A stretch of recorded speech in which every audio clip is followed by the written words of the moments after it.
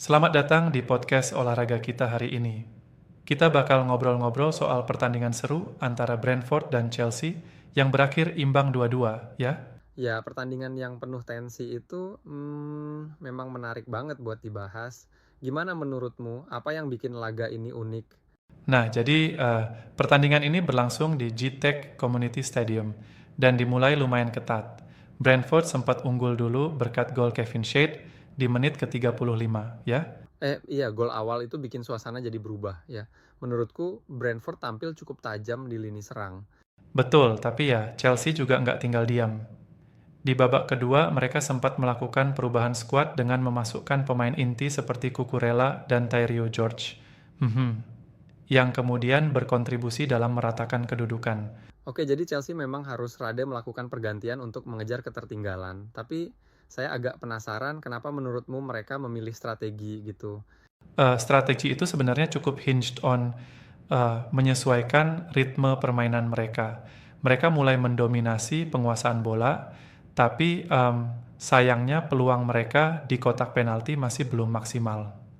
Jadi, pada akhirnya gol datang lewat gol Cole Palmer yang menyamakan skor antara 0-1 jadi 1-1. Ya, mantap. Cole Palmer yang sebelumnya sempat cedera akhirnya kembali dan memberikan dampak signifikan ya. It's like dia masuk tepat pada waktu. Iya, dan menariknya, walaupun Chelsea lebih banyak menguasai bola, mereka kadang kesulitan menembus pertahanan Brentford, ya. Itu jadi pertanyaan ya. Kenapa dominasi penguasaan bola nggak langsung berbuah kemenangan? Mungkin ada faktor taktis lain yang belum maksimal. Betul, di situ juga masuk faktor dari taktik Brentford yang mengandalkan serangan balik cepat. Seperti yang terjadi, Kevin Shade pun menunjukkan bahwa kecepatan kontra bisa jadi kunci. Jadi, saat Chelsea menekan, Brentford selalu punya reaksi balik yang mematikan. Aku setuju sampai di sini. Tapi jangan-jangan Chelsea juga terlalu agresif untuk meratakan kembali sehingga malah memberi ruang bagi Brentford. Itu bisa jadi, ya, contohnya setelah gol penyama yang dicetak oleh Palmer tadi, tekanan dari Chelsea semakin meningkat. Namun, tekanan ini juga berisiko karena bisa mengorbankan pertahanan yang akhirnya mengakibatkan Brentford mendapatkan gol penyama kedua di menit injury time oleh Fabio Carvalho. Soal Fabio Carvalho ini memang luar biasa. Nggak banyak tim yang mampu mencetak gol di saat-saat akhir seperti itu. Tapi menurutku Chelsea masih punya banyak pilihan taktis yang bisa mereka maksimalkan di pertandingan berikutnya. Setuju, tapi saya ingin menambahkan bahwa keputusan manajer Enzo Maresca untuk melakukan pergantian di babak kedua sebenarnya menunjukkan bahwa Chelsea mencoba mencari solusinya lewat dinamika skuad. Reece James dan Cucurella meski sudah dicadangkan tadi, tapi akhirnya mereka juga kembali masuk untuk memberi nafas baru. Ya, tepat. Tetapi agak aku kritisi, mungkin perubahan tersebut agak terlambat atau kurang sinkron dengan dinamika permainan Brentford yang cepat. Apa pendapatmu? Ya, aku sependapat. Mungkin, ada sedikit kendala dalam penyesuaian laju permainan. Sambil menghormati keputusan taktik, namun kelihatannya timingnya nggak tepat, maksimal. Keluar masuknya pemain sepertinya membuat ritme tim menjadi agak goyah untuk sesaat. Itu poin yang menarik ya. Timing dalam pergantian pemain itu krusial. Chelsea memang punya potensi, tapi harus lebih tajam dalam pengambilan keputusan, terutama dalam momen-momen kritis. Betul sekali.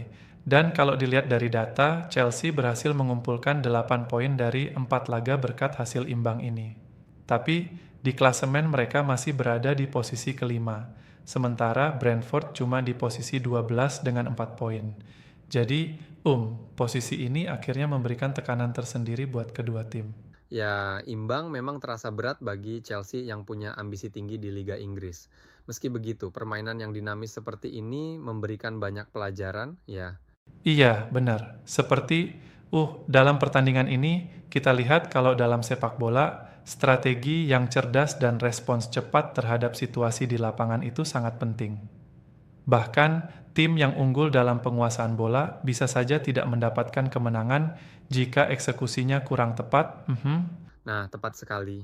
Ini mengingatkan kita pada konsep quality over quantity dalam sepak bola.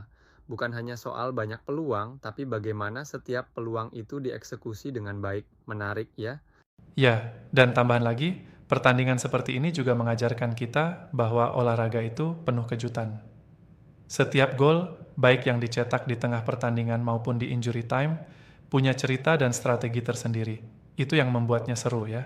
Bener banget. Dan jadi, apa prediksimu untuk pertandingan Chelsea selanjutnya? Apakah mereka akan memperbaiki strategi pergantian pemainnya?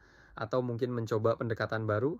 Wah, menurut aku Chelsea harus lebih fleksibel dalam taktik mereka.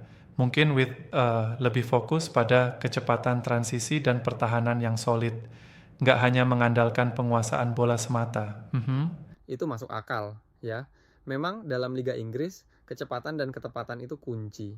Semoga saja mereka bisa mengasah strategi agar bisa mendominasi pertandingan berikutnya dengan lebih konsisten. Betul sekali. Pertandingan 2-2 ini jadi cermin bahwa, meskipun hasilnya imbang, taktik dan kecepatan dalam perubahan situasi di dalam lapangan sangat menentukan. Ini juga jadi catatan berharga bagi manajemen tim, ya. Setuju.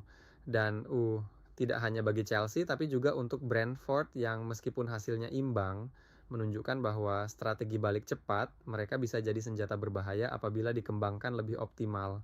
Iya, it's like masing-masing tim punya kelebihan dan kekurangan. Nah, dari pertandingan ini kita bisa melihat betapa dinamisnya sepak bola Inggris. Dari segi taktik, pergantian pemain, sampai eksekusi di momen-momen krusial. Benar, dan semoga kedua tim dapat belajar dari pengalaman ini ke depannya. Kita nantikan saja aksinya di pertandingan selanjutnya ya. Sip, terima kasih sudah mendengarkan obrolan kita yang penuh dinamika tentang Brentford versus Chelsea 2-2. Sampai jumpa di episode berikutnya. Sampai jumpa ya. Semangat terus untuk pecinta sepak bola.